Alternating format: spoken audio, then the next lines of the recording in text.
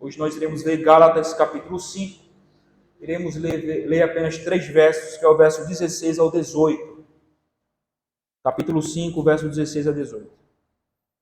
Digo, porém, andai no Espírito e jamais satisfarei as concupiscências da carne.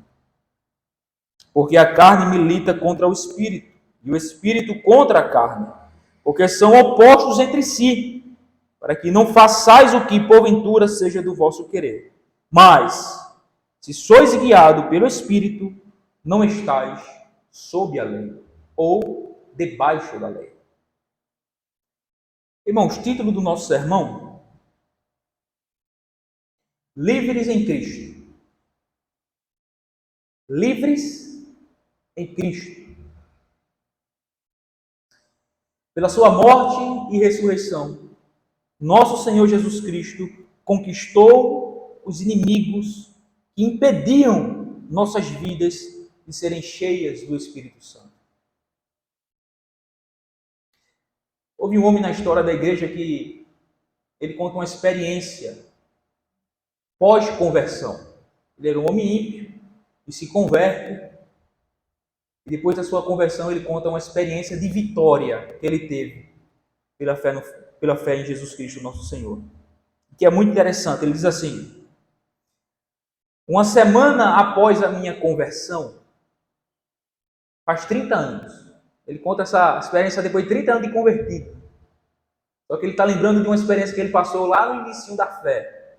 Então ele diz: uma semana após a minha conversão, faz 30 anos, passei pela vitrine de uma casa de obras de arte em São Luís.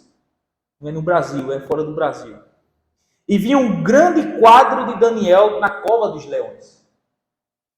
O profeta tinha as suas mãos voltadas para trás, atendendo ao chamado do rei, e os leões cercavam-no, todos com as cabeças erguidas.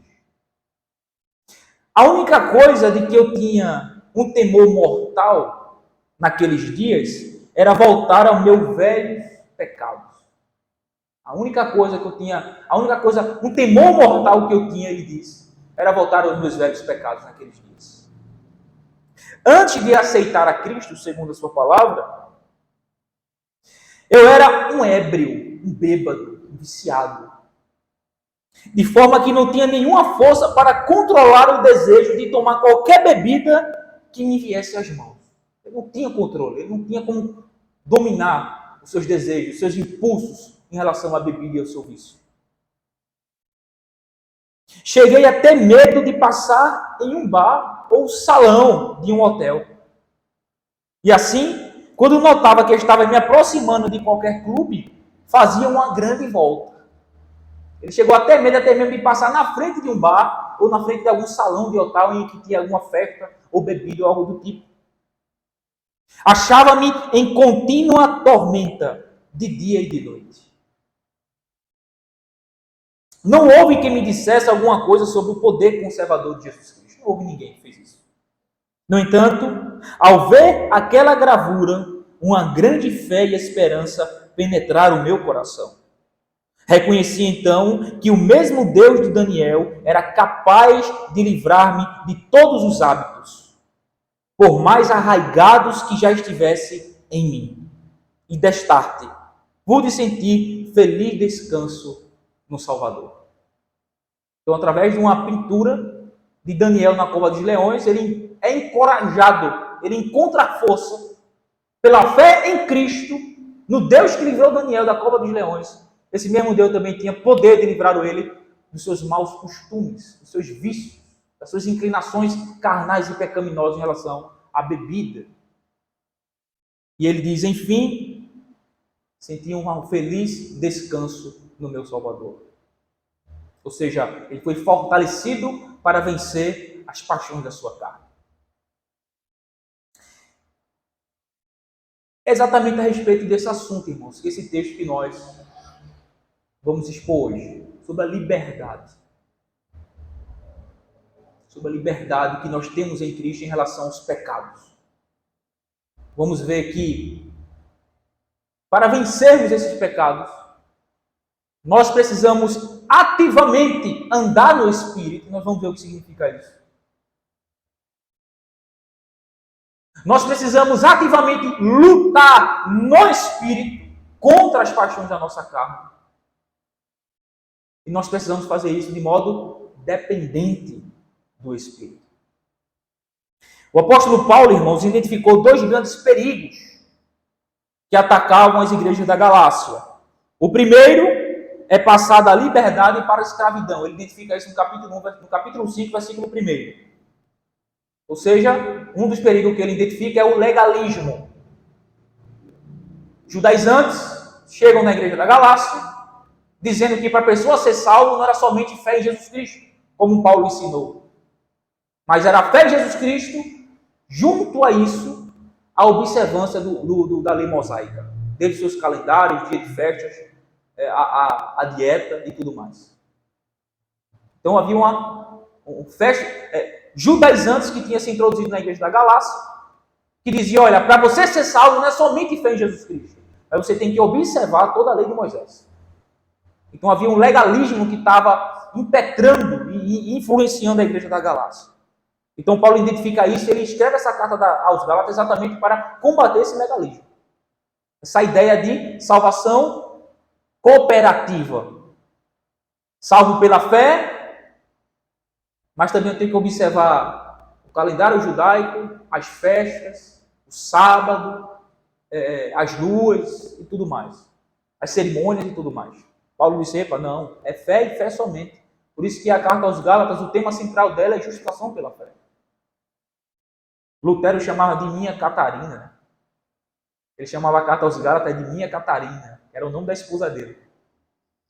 Porque o tema central é exatamente isso, justificação pela fé sem obras da lei.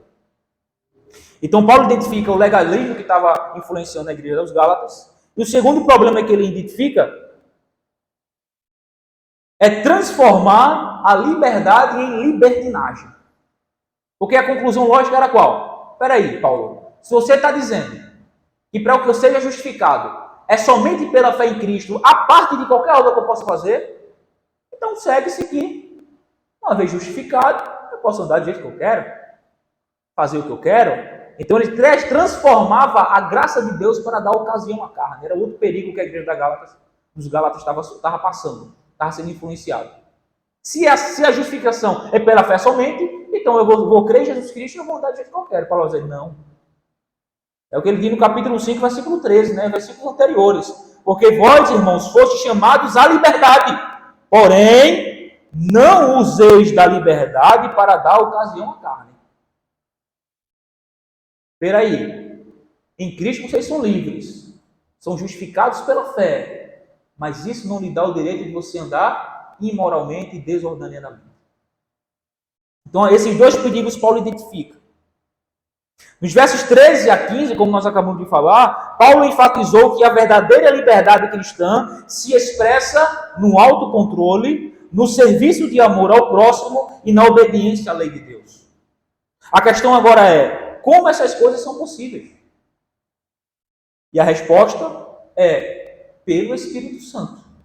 Só Ele pode manter-nos verdadeiramente livres. Como é que eu posso gozar da verdadeira liberdade em Cristo? Somente pelo Espírito Santo. É o que Paulo vai ensinar, escrever a partir desse texto. Então agora no versículo 16 em diante, eu quero focar aqui do 16 ao 18 apenas, ele vai mostrar exatamente como é possível essa liberdade em Cristo. Como é possível nós vencermos as paixões da carne, sendo nós já cristãos, tendo nós já sido justificados pela fé somente e salvos pela graça de Deus. Como é que essa liberdade se dá? Como é que nós vencemos as paixões da carne e os pecados e andamos de modo agradável ao Senhor? Como é possível essa liberdade? Primeiro ponto. Andando no Espírito. Verso 16. Digo, porém, andai no Espírito e jamais satisfareis a concupiscência da carne. Quer vencer os seus pecados? Quero. Ande no Espírito. E você andando no Espírito, vocês não vão satisfazer as paixões da carne.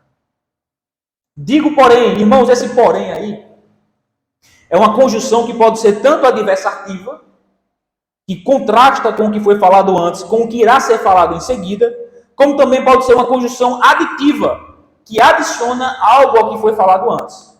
Nos versos anteriores, 13 a 15, o apóstolo estava falando sobre liberdade. Liberdade essa que não nos dá carta branca para pecarmos contra os outros, mas de servir uns aos outros em amor. Cristo nos chamou para a liberdade, todavia, essa liberdade não deve ser usada para satisfazer os desejos da carne. Isto é, da nossa natureza pecaminosa, do nosso ser egoísta. Cristo nos libertou, irmãos, mas Ele não nos libertou para darmos vazão às nossas paixões. Ele nos libertou e nos capacitou através da habitação do Espírito Santo para andar em conformidade e segundo a regra do Evangelho. Não nos libertou para satisfazer os desejos da carne e dos nossos desejos egoístas. Agora, para não vivermos vidas que satisfazem os desejos da carne, que é um estilo de vida pecaminoso e completamente contrário da vida no Evangelho, devemos andar no Espírito, como diz e ordena o apóstolo Paulo. No finalzinho do verso 16, né? Andai no Espírito e jamais satisfareis a concupiscência da carne. Irmãos, andar no Espírito é uma ordem. O verbo andar aí está exatamente no imperativo. Paulo está ordenando, chamando a responsabilidade do cristão para que ele ande no Espírito. E andar no Espírito denota um estilo de vida em conformidade com a natureza da nova criatura que nós somos em Cristo. Isso significa andar no Espírito. Andar de acordo com a nossa nova natureza que nós alcançamos em Cristo. 2 Coríntios 5,17, né? Aquele que está em Cristo, nova criatura. E o termo mais adequado é nova criação. Nova criação. Nova criatura é. As coisas velhas passaram e eis que tudo se fez novo. Então, andar no Espírito denota um estilo de vida em conformidade com a natureza nova, da nova criatura que somos em Cristo. O velho estilo de vida, o qual era escravizada pelo pecado, é passado. Agora somos livres em Cristo, e se nós andarmos no Espírito, isto é, segundo a regra da nova vida que recebemos de Cristo, subjugaremos os desejos pecaminosos e egoístas, e não daremos vazão à nossa natureza corrompida. É o que o texto ensina. Esse andar no Espírito é um estilo de vida de acordo com a nova natureza em Cristo e a liberdade que temos em Cristo. Deve ser buscado ativamente e diligentemente por aqueles que estão unidos a Cristo pela fé. Por que deve ser buscado por nós? Porque Paulo enfatiza aqui a responsabilidade do cristão. O verbo, como eu disse, está no imperativo, indica uma ordem. Bem como também a voz desse verbo está na voz ativa, o que indica que a ação é do sujeito. Isto é, do crente a quem Paulo está responsabilizando, a quem Paulo está ordenando. Esse andar no Espírito deve ser buscado por nós como cristãos. É nossa responsabilidade andar no Espírito e buscar diligentemente nós que estamos unidos a Cristo pela fé. Já fomos justificados pela fé e salvos pela graça de Deus. E que somos selados e habitados e capacitados pelo Espírito Santo.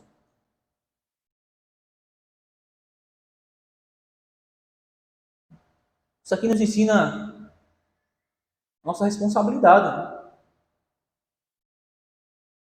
Como nós falamos no domingo passado e reiteramos hoje, a partir desse texto, por muitas vezes a gente se esconde a nossa negligência, esconde a nossa indiferença na soberania de Deus e deixa de lado as nossas responsabilidades. Quando na verdade a Bíblia está cheia de ordens, cheia de imperativos, fundamentados no indicativo do Evangelho, de que já fomos salvos, para andarmos no Espírito de acordo com a vontade de Deus e buscar isso diligentemente, através do meio de graça que Deus estabeleceu na sua própria palavra, como nós iremos ver. Então, você é responsável por isso. A soberania de Deus e o seu poder não exime você de suas responsabilidades de andar no Espírito e buscar de viver de modo agradável ao Senhor. De andar de modo digno do Evangelho. De andar subjugando os seus desejos carnais, a fim de fazer a vontade daquele que o alistou você para a guerra. Agora, a razão do dever dessa busca ser ativa, intensa e diligente por parte daqueles que são chamados e responsabilizados a andar no Espírito, se dá pelo fato de que a carne, isto é, a nossa natureza pecaminosa, não é passiva em nossa vida, mas completamente ativa. Em outras palavras, usando as palavras de Lutero, eu pensei que o velho homem morreria nas águas do batismo, mas eu descobri que o miserável saberia nadar. Sabia nadar e agora eu tenho que matá-lo todos os dias. Isso, a carne, a nossa natureza pecaminosa e corrompida, ela não é inativa, ela não é passiva, mas ela é completamente, diariamente, a cada segundo, ativo em nossa vida. Sempre trabalhando para nos afastar de Deus. Então, por isso que essa busca deve ser ativa, intensa e diligente por parte daqueles que estão unidos a Cristo pela fé, a fim de andar no Espírito Santo, de acordo com a sua nova natureza em Cristo Jesus, com a liberdade com que Cristo nos libertou. Porque a nossa natureza pecaminosa, ela não é passiva na nossa vida, mas ela está diariamente trabalhando para não se submeter à vontade de Deus, à vontade do nosso Senhor. As águas do batismo não matou o seu velho homem. Não matou o seu velho homem. Você tem que matá-lo todos os dias. Por isso que é uma busca ativa, diligente, séria, sangrenta. Para que a gente possa subjugar a nossa carne e submeter a nossa vida à vontade de Deus, aquele que nos salvou. Agora veja como é que nós subjugaremos ou triunfaremos sobre a nossa natureza pecaminosa. O apóstolo diz no verso 17: porque a carne milita contra o Espírito, e o Espírito contra a carne, porque são opostos entre si, para que não façais o que porventura seja do vosso querer. Como é que nós venceremos nossos desejos? Nossa natureza pecaminosa, caída e corrupta, que ativamente, 24 horas, luta para nos afastar de Deus, para não submetermos à vontade de Deus, lutando. Lutando no Espírito. Irmãos, a palavra grega traduzida aí para milita, também pode ser traduzida por cobiça, desejo em algo ou ansiar por algo de forma fervorosa. A ideia aqui no texto é que tanto a carne, a nossa natureza pecaminosa, quanto o Espírito cobiçam, desejam e anseiam por coisas diferentes um do outro. Essa é a razão de atrito. Tanto a carne quanto o Espírito cobiça, anseia e deseja por coisas diferentes um do outro, opostas um do outro. A carne e o Espírito são antagônicas entre si, são opostas entre si, como diz o texto. As duas partes lutam, guerreando entre si para que o desejo do outro não prevaleça, não seja estabelecido. Irmãos, Paulo está usando o termo no sentido ético e pessoal, isto é, indicando um constante conflito interno entre os desejos pecaminosos, a nossa carne, e os desejos de santidade, o Espírito. Nossa carne constantemente se inclina ao pecado, mas o Espírito que habita em nós resiste a ela, configurando assim um conflito interminável em que nenhum dos dois antagonistas desse mundo terá completo controle sobre nós. Jamais seremos tão guiados pelo Espírito a ponto de nunca mais cometermos pecado. E a carne jamais nos dominará tão intensamente a ponto de sufocar definitivamente o Espírito Santo em nossa vida.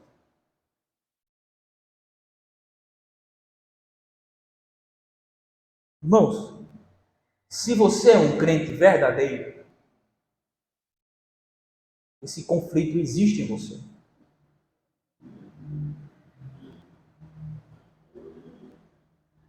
Essa luta interna no nosso coração, no coração do cristão, é uma das principais, se não a principal evidência de alguém que é salvo. Porque podemos dividir em 3 categorias.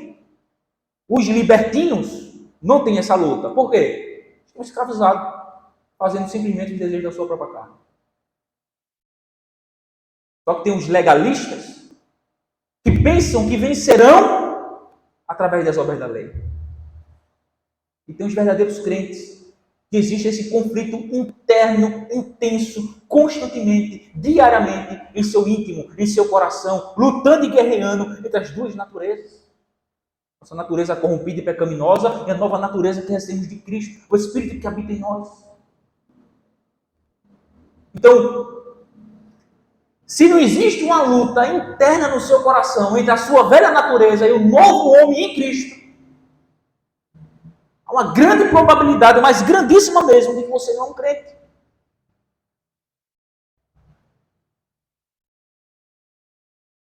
Existe essa luta. Essa é a verdadeira batalha espiritual que é tanto falada aí fora, né? Só que é torcida no meio, principalmente neopentecostal. Para eles, a ênfase da batalha espiritual é nas coisas externas. Por exemplo, é na dificuldade financeira, é numa doença, é no filho nas drogas. Essa é a batalha espiritual para eles. E o modo de vencer essa batalha espiritual é sacrificando alguma coisa, como principalmente ofertando algum valor, fazendo alguma campanha. Essa é a batalha espiritual para eles. Mas a batalha espiritual bíblica se dá aqui, no íntimo. É a luta da velha natureza com o novo homem que somos em Cristo. E isso é intenso.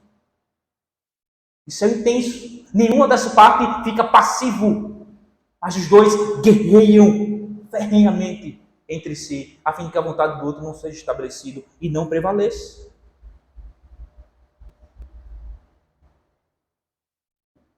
Essa batalha existe em você? Existe em você essa batalha?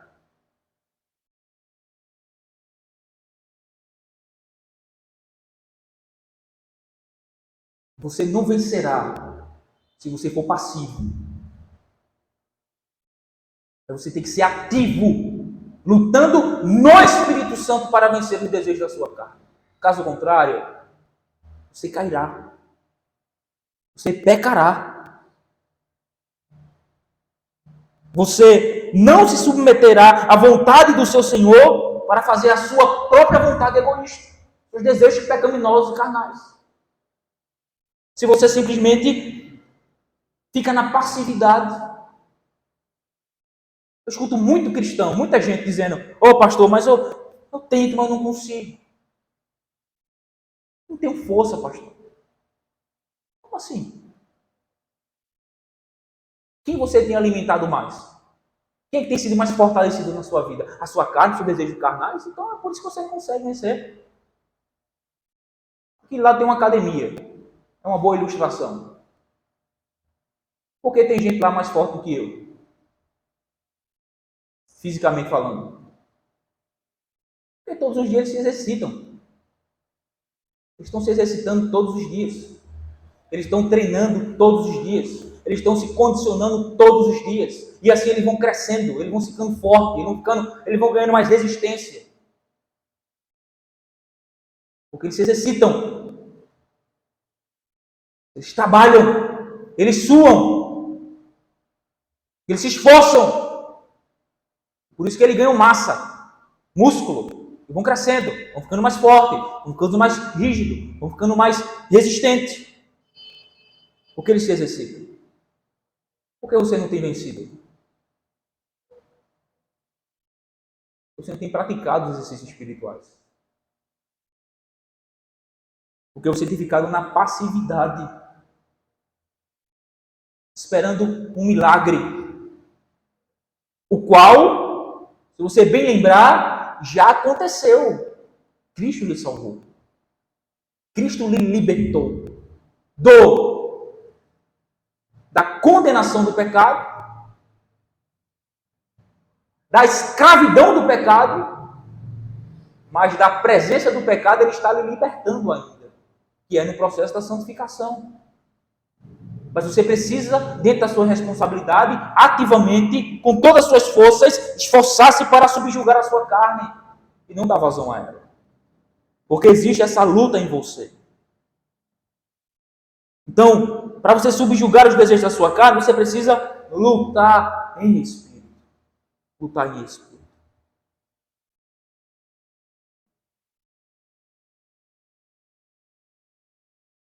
Mas também essa liberdade, irmãos, alcançamos e triunfamos sobre nossos desejos carnais e pecaminosos,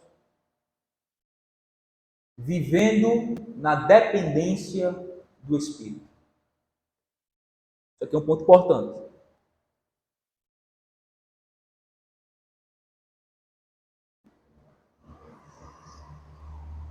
Vivendo na dependência do Espírito. Veja, é sua responsabilidade, existe uma ordem, andai no Espírito, e assim vocês não jamais satisfarem as concupiscências da carne. Vocês devem lutar para andar no Espírito, porque existe uma luta no seu interior, uma luta ferrenha entre a sua natureza caída e o seu novo homem em Cristo. Mas você deve fazer isso na dependência do Espírito. Dependência do Espírito. Irmãos, se há alguma vitória sobre os nossos pecados, se há algum triunfo sobre os nossos pecados, se há alguma prevalência sobre os nossos pecados, desejos pecaminosos, ela é concedida pelo Espírito Santo. Veja o versículo 18. Mas, se sois guiado pelo Espírito, não estais sob a lei. Ser guiado pelo Espírito, irmão, tem basicamente o mesmo sentido de andar no Espírito do verso 16. Qual é a diferença? A diferença é que no verso 16, Paulo está ordenando o cristão, enfatizando assim a responsabilidade que cada cristão tem diante de Deus de andar no Espírito. Só que no verso 18, a expressão guiados pelo Espírito está na voz passiva, o que aponta para a ação do Espírito no cristão, o fortalecendo e capacitando para vencer os desejos pecaminosos do velho homem. Então, ou seja, ser guiado pelo Espírito, aqui no verso 18, é ser dependente do Espírito. Andar na dependência dele, viver na dependência dele.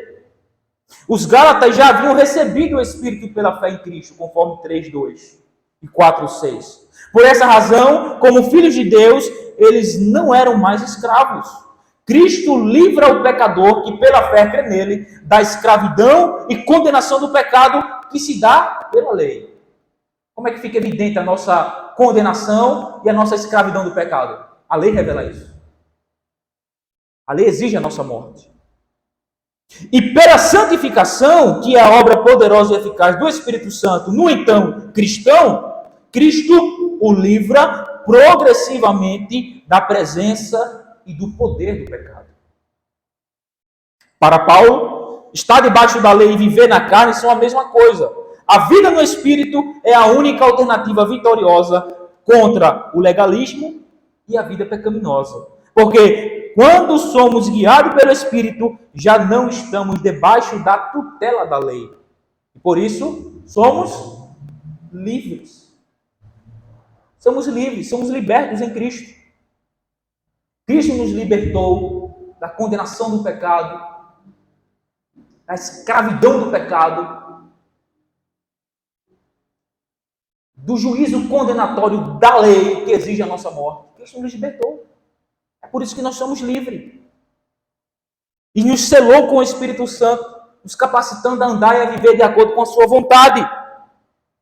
Então, conclusão, irmãos. A conclusão junto com algumas aplicações. Irmãos, esse texto mostra e ensina a respeito da realidade da vida de todo verdadeiro crente. Se você é um cristão, você com certeza sente na pele uma batalha acontecendo em seu interior entre o seu velho homem, sua natureza caída, e o novo homem, criado segundo Deus, em justiça e retidão, que são procedentes da verdade de acordo com Efésios. Há uma frase bastante conhecida e constantemente empregada para se referir à busca de realizações pessoais, empreendimentos e prosperidade financeira. É uma frase bastante conhecida, que é empregada para se referir a essas coisas. Realizações pessoais, empreendimentos e prosperidade financeira. Há uma frase que sempre é cunhada para se referir a essas coisas. Qual é a frase? Temos que matar um leão por dia. Quem já ouviu essa frase? Acho que todo mundo. Se você observar bem, está sempre dentro de um contexto relacionado a realizações pessoais. Empreendimento e prosperidade financeira. Temos que matar um leão todo dia para alcançar os nossos desejos egoístas. Irmãos, esse não deve ser o lema do cristão. Não deve ser o lema do cristão. O lema do cristão deve ser: tenho que lutar e matar o velho homem todos os dias. Não para realizações pessoais e egoístas, mas para ser santo, piedoso e viver pela fé em Cristo, fé esta que atua pelo amor. Esse é o lema do cristão. Não é matar um leão todo dia para alcançar os desejos egoístas, as conquistas, os empreendimentos e investimentos financeiros, prosperidade e tudo mais. Não, esse não é o lema do cristão, esse é o lema do mundo. Eles matam e buscam matar o leão cada dia para satisfazer os seus desejos carnais. Mas o cristão, o lema do cristão deve ser exatamente esse. Vou repetir. Tenho que lutar e matar o velho homem todos os dias. Tenho que lutar e matar os velhos homens todos os dias. Não para realizações pessoais e egoístas, mas para ser santo, piedoso e viver pela fé em Cristo. Fé esta que atua pelo amor. Não pela lei, pelo amor. Irmão, você é chamado e responsabilizado a ativamente andar no Espírito, a fim de subjugar a sua natureza caída para não satisfazer os seus desejos pecaminosos. Você é chamado e responsabilizado, meu irmão, e ativamente renegar a impiedade e as paixões mundanas, e a viver no presente século, como diz Paulo a Tito, de modo sensato, justo e piedosamente. Agora, você não conseguirá mortificar os desejos pecaminosos em sua vida ficando na passividade, de braços cruzados. Você precisa se levantar como um bom soldado de Cristo e lutar a fim de agradar aquele que o alistou para a batalha, Cristo. Qual é o seu pecado? Qual é o seu pecado? Descruze os braços, levante-se na força do poder de Deus pela fé em Cristo, a quem você está unido, e lute contra ele. Batalhe contra a sua carne.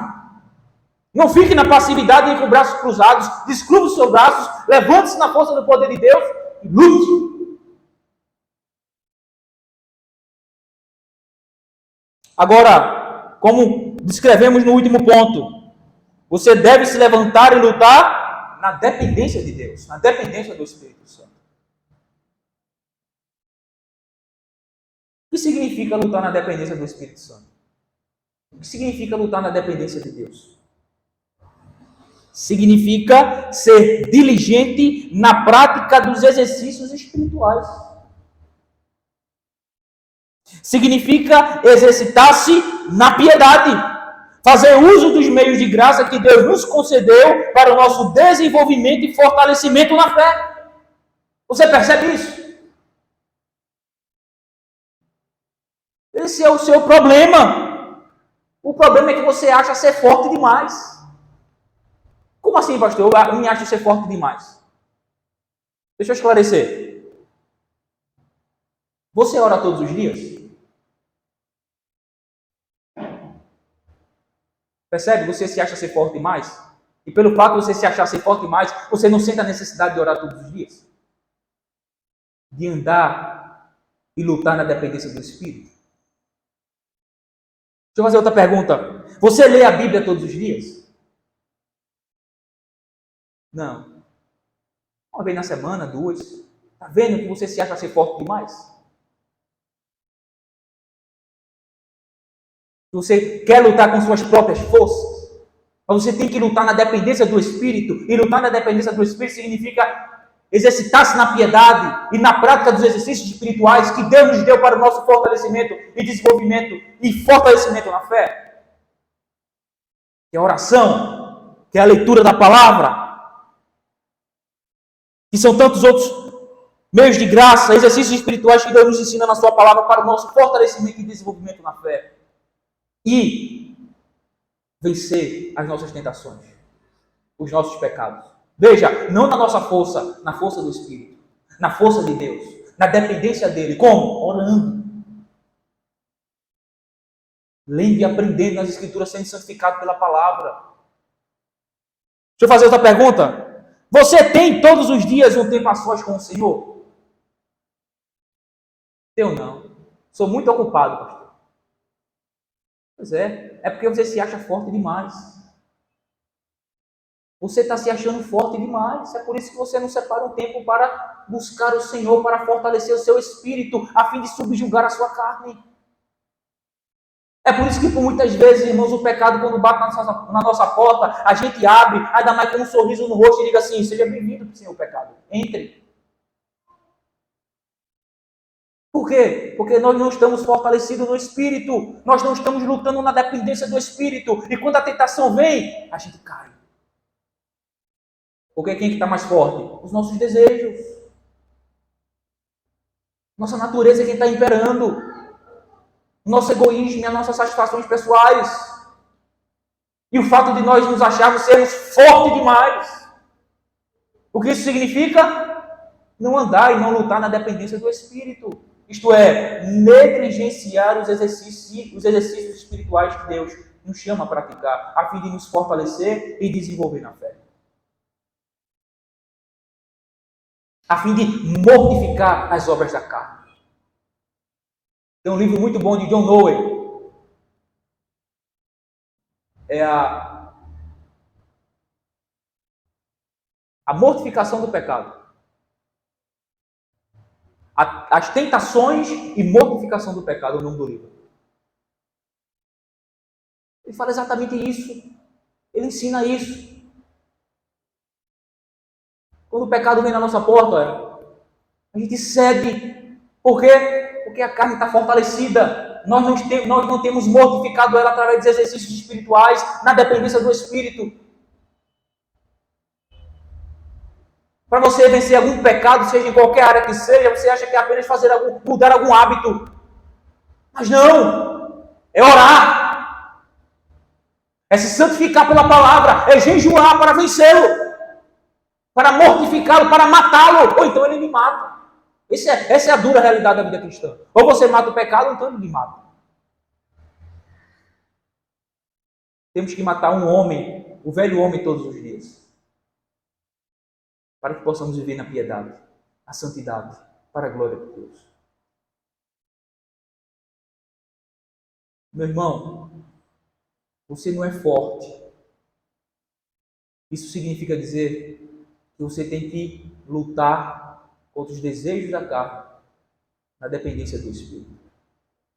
O que significa dizer exercício espirituais. Ore todos os dias. Leia a Bíblia todos os dias. Separe um tempo para ficar a sós com o seu Senhor todos os dias. Se aproxime dele. Cultive intimidade e comunhão com ele. No quarto da oração, a sós com ele. Colocando as suas dificuldades, os seus pecados e dizendo: Senhor, dá-me força para vencer. Livra-me disso, Senhor. Jejuando para vencer esse pecado. Faça isso. Peça a ele: Senhor, cultiva em mim, que é o contexto da carta aqui, se a gente for fazer toda a exposição do parágrafo, né? Verso 22, o fruto do Espírito. Cultiva em mim, Senhor, esse fruto do Espírito. Cultiva em mim amor, paz, alegria, longanimidade, benignidade, bondade, fidelidade, mansidão, domínio próprio. Cultiva em mim, Senhor Deus, esse fruto do Espírito, Senhor, para que eu possa vencer, Senhor, os pecados.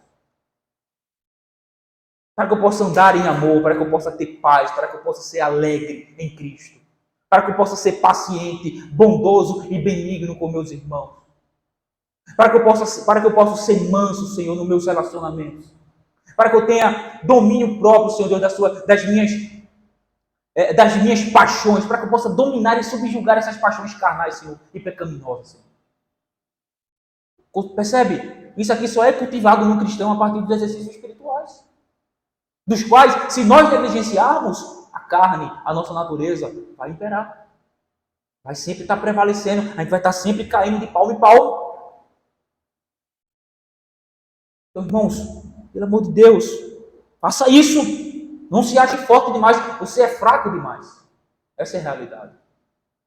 Agora, a realidade é que nós declaramos ser fraco demais. Nós declaramos ser dependentes de Deus. Só que nós não vivemos de acordo com aquilo que nós declaramos. Porque se nós vivemos de acordo com aquilo que nós declaramos, sermos fracos, nós vivíamos constantemente aos pés do Senhor. Orando, clamando, suplicando, lendo, sendo santificado pela sua palavra, estreitando nossos relacionamentos fraternal com a igreja, com o povo de Deus, nos fortalecendo, nos servindo uns aos outros. Não como o próprio contexto vai dizer no versículo 15 e no versículo 26, não nos mordendo e nos devorando uns aos outros, não nos destruindo mutualmente, não nos vangloriando e provocando uns aos outros e tendo inveja uns dos outros. Essas coisas aqui acontecem exatamente por isso. Porque a gente se acha ser forte demais e não vive na dependência do Espírito. Negligencia a oração, negligencia a palavra, negligencia todos os exercícios espirituais para que serve para o nosso fortalecimento e desenvolvimento da fé. Quero finalizar apenas com uma pergunta. Quem é você? Um forte ou um fraco? Todo mundo diria, um fraco, pastor. Como você me prova isso? Quanto tempo você ora? Você ora todos os dias? Você lê a palavra todo dia? Você busca o Senhor todos os dias? Você separa um tempo no Senhor, com o Senhor todos os dias sós? Não. Então você não se acha fraco. Você se acha de palavras, mas na prática você se acha ser forte demais, porque você quer lutar com suas próprias armas, em vez de lutar com as armas de Deus, andando e vivendo na dependência de Deus. Irmãos, como gozarmos da liberdade em Cristo? Andando no Espírito, lutando em Espírito, dependendo do Espírito. Façam isso. Vivam de acordo com essa regra. Certamente nós triunfaremos contra os nossos pecados. Como ele diz no versículo 16, jamais cumprirei a concupiscência da carne.